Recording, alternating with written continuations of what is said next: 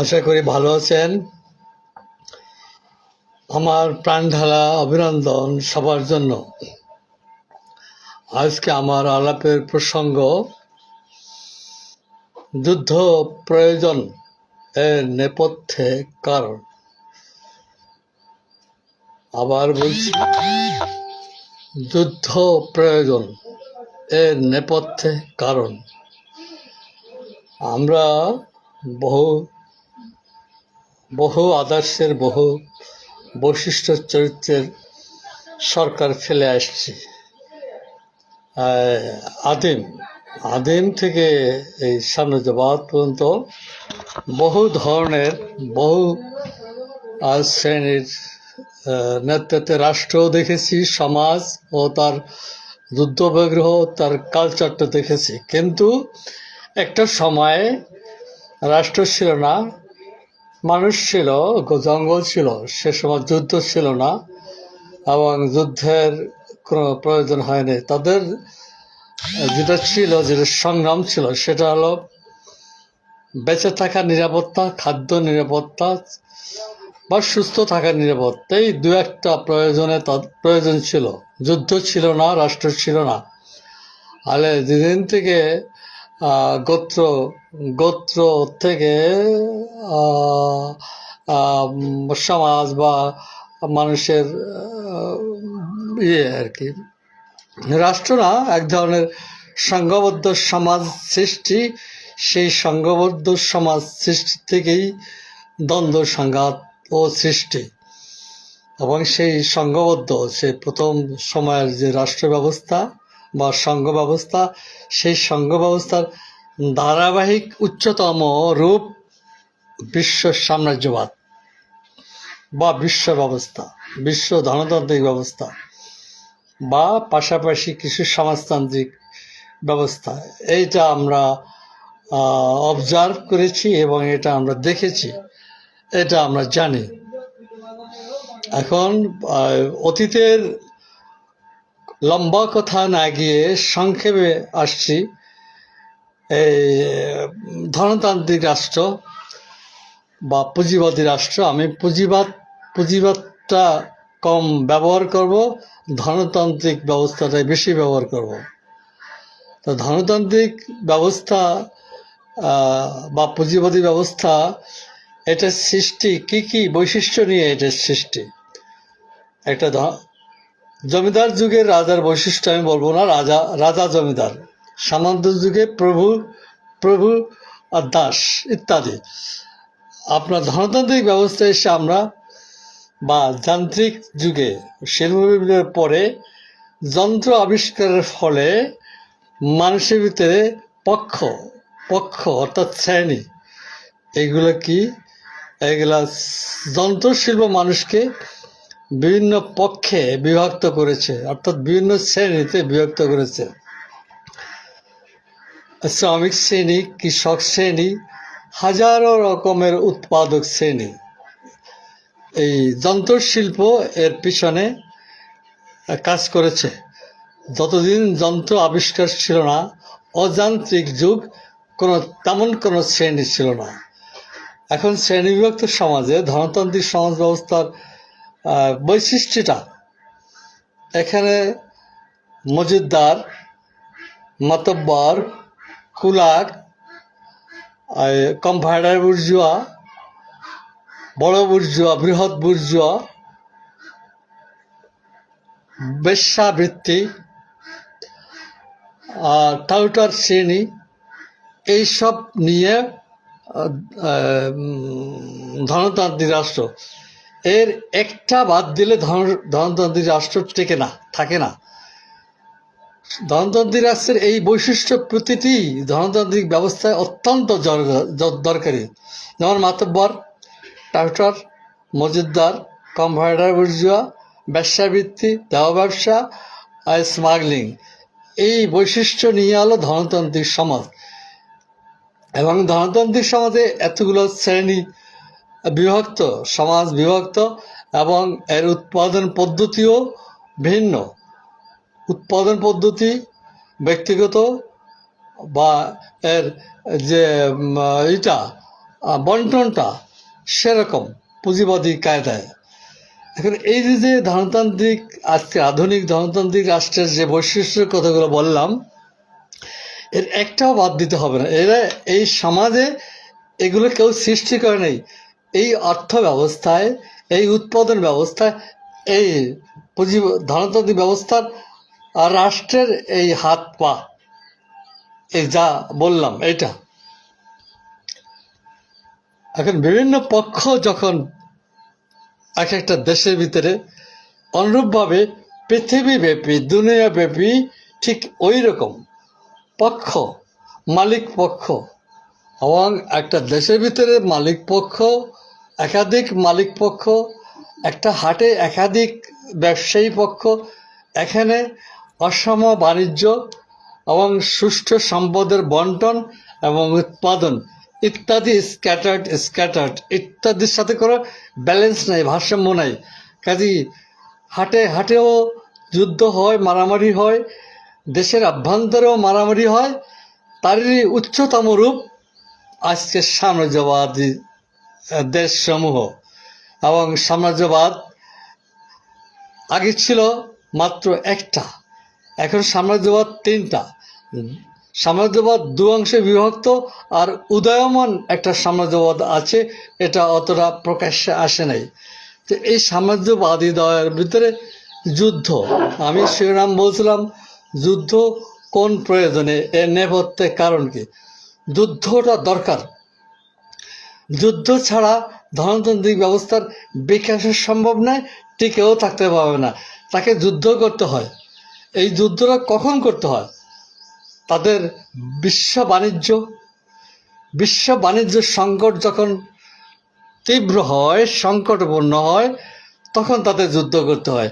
ঠিক প্রথম বিশ্বযুদ্ধ হয়েছে, দ্বিতীয় বিশ্বযুদ্ধ হয়েছে, এখন যে যুদ্ধটা হালে চলতেছে এটাও বাণিজ্যের যুদ্ধ, আর কিছু না। এই যুদ্ধ বাণিজ্যের কারণে সৃষ্টি। এই বাণিজ্য অনেক দিন ধরে মার্কিন সাম্রাজ্যবাদ সহ অপরাপর তার নিজ বলয়ের সাম্রাজ্যবাদ, অপর বলয়ে চীন, পুতিন, কোরিয়া, ভারত, আমাদের বাংলাদেশ, এইসবের সাথে একটা ব্যালেন্স, একটা আলাপ আলোচনা, একটা নেগোসিয়েশন সম্ভব হয়েছে। এখন এটা আর সম্ভব হচ্ছে না কেন? ধনতান্ত্রিক ব্যবস্থায় যদি হয়, ওই ব্যবসার ধস নামে, রাষ্ট্রের ধস নামে, ব্যাংকের ধস নামে, এবং উৎপাদন ব্যবস্থা যদি ধস নামে, ওই রাষ্ট্রটা যুদ্ধ লাগবে না, এমনি শেষ হয়ে যাবে। কাজেই পুঁজিপতিরা, ধনতান্ত্রিক ব্যক্তিরা তাদের স্টেট, তাদের শোষণ নিপীড়ন, বুর্জোয়া ব্যবস্থা টিকিয়ে রাখার জন্যই যুদ্ধটা তখন অবশ্যম্ভাবী হয়ে পড়ে। এখানে এই যুদ্ধর নেপথ্যে যে বলছি, যুদ্ধটা এখানে কোন দরকারের যুদ্ধটা সাম্রাজ্যবাদ, পুঁজিবাদ রক্ষার জন্য, এবং বুর্জোয়া ব্যবস্থা এবং শোষণ নিপীড়ন, মানে জনগণের উপরে সরাসরি নিপীড়ন, ট্যাক্স খাজনা সহ সব ধরনের নিপীড়নের জন্য যুদ্ধটা তাদেরকে প্রয়োজন হয়। এবং এই যুদ্ধে তাদেরকে একটা হার জিত হয়।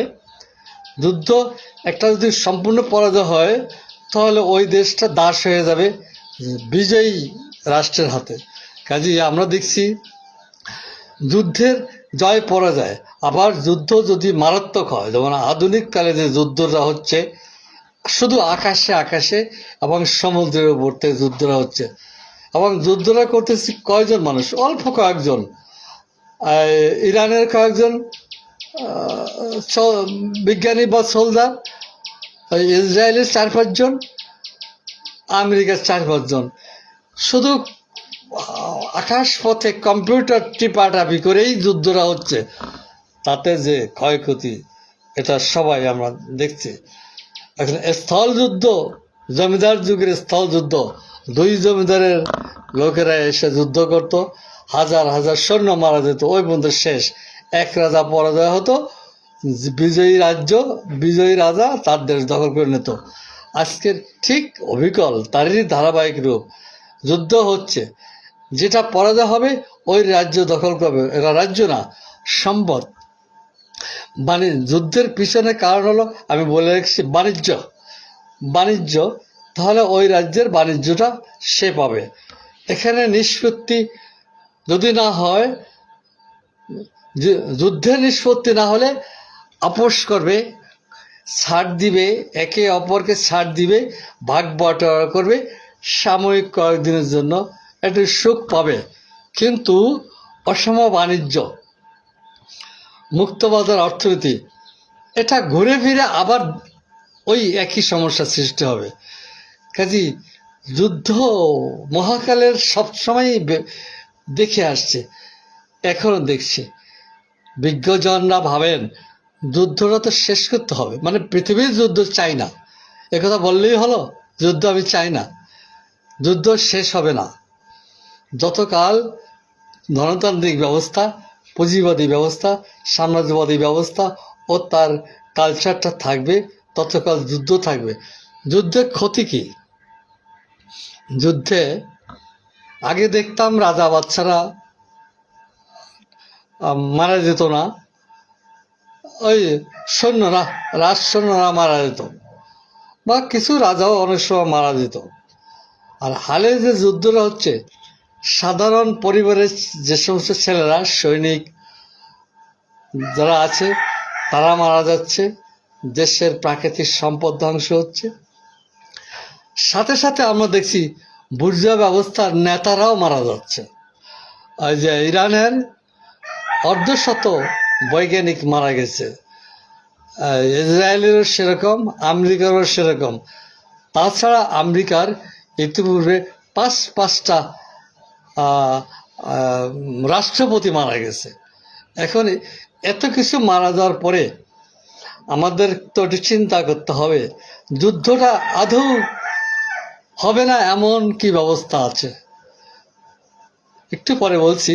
হ্যাঁ, যুদ্ধ একদম হবে না, কথাটা একটু পরে বলছি। আমি যে সমস্ত লোক মারা গেল, যুদ্ধ স্বার্থ টাকার, যুদ্ধে স্বার্থ কার? সৈনিক মারা গেল তার পরিবারের স্বার্থ, বা একজন কমান্ডার মারা গেল তার স্বার্থ? যুদ্ধের স্বার্থ হলো বাণিজ্যিক স্বার্থ।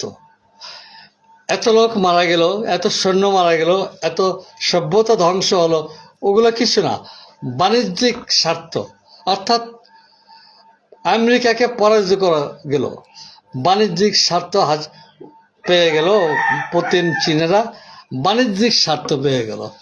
বাণিজ্যিক স্বার্থ বড়, না একটা সৈনিকের জীবন বড়, নাকি একটা জাতির সভ্যতা বড়, একটা দেশের শ্রমিক কৃষক বড়? সেটা বড় না বাণিজ্য বড়? এখানে আমি যে কথাটা বলছি একটু পর্ব সেই কথাটা বলছি। বাণিজ্যিক যুদ্ধ নূতন নয়, পৃথিবীর আদিকাল থেকে বাণিজ্যিক যুদ্ধ চলে আসছে। যুদ্ধের ধরন ছিল সামন্ত যুগের রাজা বাদশাদের ধরন এবং তাদের অস্ত্রশস্ত্র।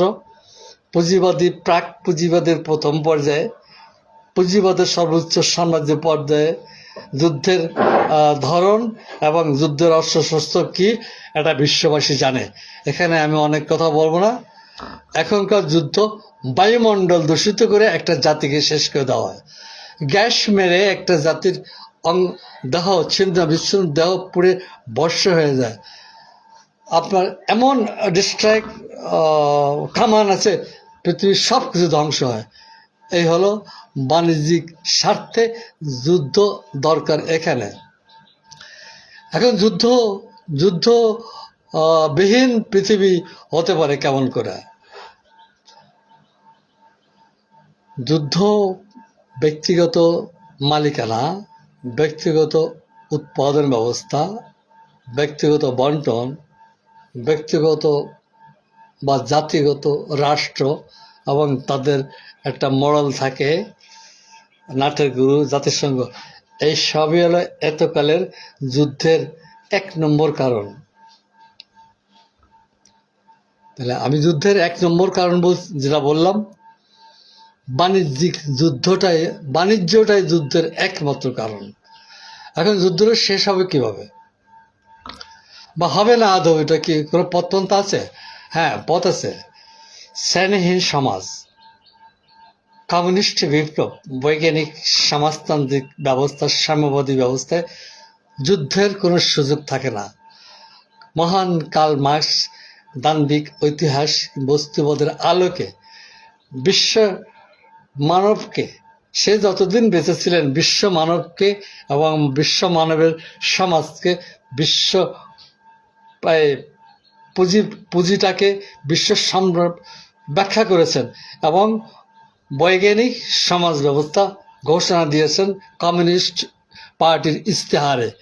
অবশ্য কার্ল মার্কসের পূর্বে আরও কিছু সাম্যবাদ সমাজতন্ত্রের জনক ছিল।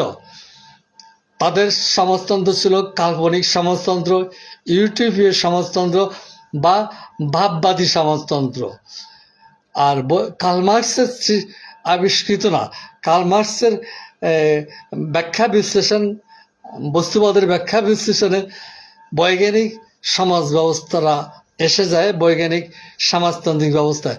এই বৈজ্ঞানিক সমাজ ব্যবস্থায় যে অতীতের সমগ্র ইতিহাস জন্ম নেওয়ার সুযোগ সমাজতান্ত্রিক ব্যবস্থা থাকে না।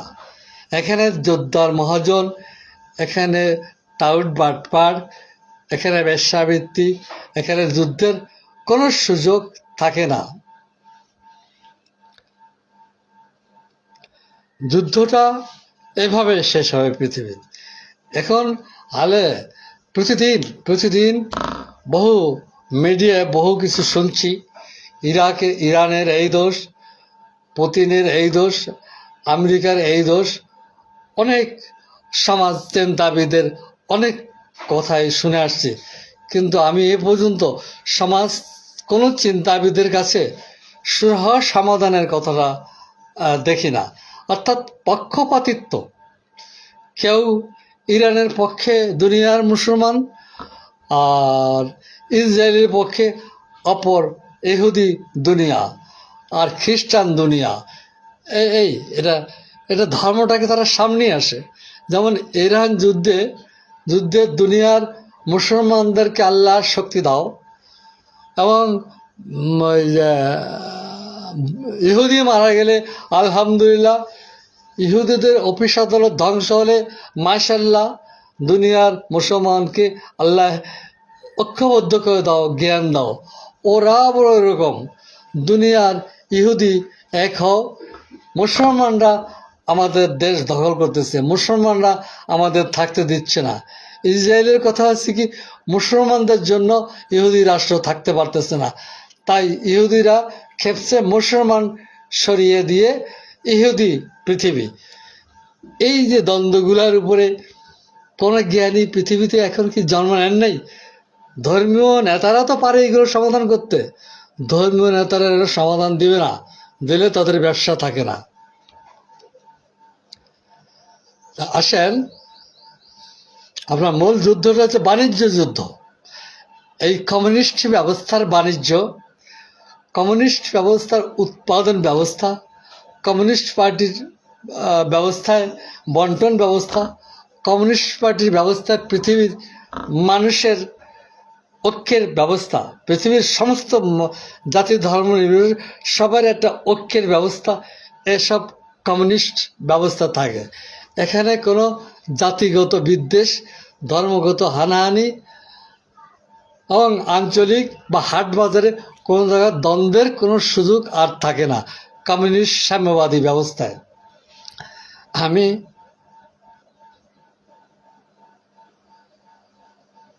আমি এতক্ষণ যেগুলো বললাম, এগুলো কারো কাছে মনে হবে, বা আমিও নিজেও ভাবি, এগুলো কতগুলো আজুরা পেঁচাল পারলাম, এগুলো মনে হয় আজারা পেঁচাল পারলাম। কারণ কে শুনবে, কে বুঝবে, কার দরকার? আমি জন্মেছি সুস্থভাবে, পৃথিবীর সব কিছু ভোগ করব, বৃদ্ধ হয়ে মারা যাব, কে না চায়, সবারই সে কথা। সেখানে মানুষ সকালে জন্ম নিয়ে বিকেলে মারা যাচ্ছে।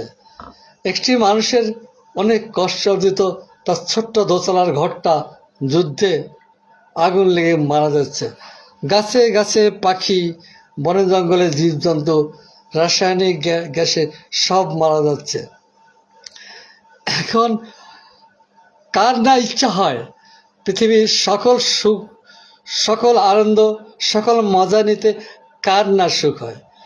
আর তা ধনতান্ত্রিক ব্যবস্থার এতকাল ইতিহাসে যারা জানেন দেখবেন মানুষের অকাল মৃত্যু হয়েছে হানাহানি, যুদ্ধে, মারামারিতে, বিশেষ করে ধর্মযুদ্ধ লাগাতার। এবং যত যুদ্ধ মারা গেছে যে বিস্ফোরক বা গোলাগুলিতে, তার থেকে বেশি লোক মারা হয়ে গেছে ধর্মীয় দাঙ্গায়। মানুষে রেষারেষি, সাদা কালা, হিন্দু মুসলমান, বৌদ্ধ খ্রিস্টান, ইহুদি বলম খ্রিস্টান ইত্যাদি কারণে মারা গেছে। সবচেয়ে বেশি, যুদ্ধের চেয়ে বেশি মারা গেছে মানুষের ধর্মীয় কারণে। এখন আমি কোনো ধর্মে যুদ্ধের কথা নাই, কোনো ধর্মে খারাপ কথা নাই। সকল ধর্মে অনেক মূল্যবান আদর্শের বাণী আছে। বিশেষ করে পৃথিবীর একটা ধর্ম, সেটার কোনো ঈশ্বর নাই, বুদ্ধ ধর্ম। শ্রী গৌতম বুদ্ধ, উনি কোনো আকাশ থেকে আনে নাই, কোনো হীরা গহর থেকে সাধনা করে ওনার বুদ্ধ ধর্ম না। ওনার বুদ্ধ ধর্ম স্বপ্নে দেখে না। ওনার বুদ্ধ ধর্ম ওনার নিজের জ্ঞান দ্বারা যে পেয়েছে, অহিংসা পরম ধর্ম, জীব হত্যা মহাপাপ, এইভাবে চারটা, আমার এখন খেয়াল আসছে না, চারটা মৌলিক জিনিস ওনার। এটা কোনো অবতার হয় নাই, এটা উনি আবিষ্কার, অর্থাৎ উনি সমস্ত জীবন মানুষের সমাজ নিয়ে ধ্যান করে এটা পেয়েছে। এটা কোনো ঈশ্বর কর্তৃক, বুদ্ধ ধর্ম কোনো ঈশ্বর নাই, বুদ্ধ ধর্মের কোনো পুরোহিত নাই। বুদ্ধ ধর্মের প্রবর্তক গৌতম বুদ্ধ। তাই কোনো ধর্মে মারামারি কথা নাই, কোনো ধর্মে চুরি ডাকাতি নাই, কোনো ধর্মে হিংসা বিদ্বেষের কথা নেই। সব ধর্মের বাণীগুলো অনেক মূল্যবান, অনেক মূল্যবান। তো অনেক কথা আলাপ হলো, আজ রেপাচার পারলাম। আচ্ছা, থ্যাংক ইউ। পরে আবার আলাপ হবে।